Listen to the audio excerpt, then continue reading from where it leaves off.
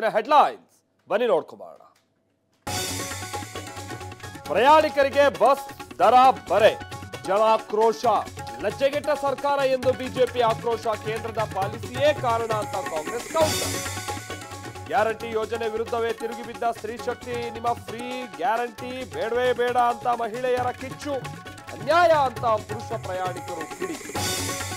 ರಾಜ್ಯ ರಾಜಕೀಯದಲ್ಲಿ ಮತ್ತೆ ಪರ್ಸೆಂಟೇಜ್ ಸದ್ದು. 60% ಕಮಿಷನ್ ಬಾಂಬ್ ಹಾಕಿದ ಕುಮಾರಸ್ವಾಮಿ. ಸಾಬೀತು ಮಾಡಲಿ ಅಂತ ಸಿದ್ದರಾಮಯ್ಯ ಸವಾಲ್. ಕೇಸರಿ ಮನೆಯಲ್ಲಿ ತಾರಕಕ್ಕೇರಿದ ಬಣ ಬಡಿದಾಟ. ವಿಜಯೇಂದ್ರ ಹಂಗಾಮಿ ಅಧ್ಯಕ್ಷ ಎಂದ ಯತ್ನಾಳ್. ಚುನಾವಣೆ ಮೂಲಕ ಹೊಸ ನಾಯಕನ ಆಯ್ಕೆಗೆ ಪಟ್ಟು. ಆರ್ಎಸ್ಎಸ್ ಪಥ ಸಂಚಲನಕ್ಕೆ ಹೈಕೋರ್ಟ್ನಿಂದ ಅನುಮತಿ. ಕೋಲಾರದ ಕ್ಲಾರ್ಕ್ ಟವರ್ ಬಳಿ ಪೊಲೀಸ್ ಭದ್ರತೆ. ಶಾಂತಿಯುತವಾಗಿ ಸಾಗ್ತಾ ಇರೋ ಸ್ವಯಂ ಸೇವಕರು.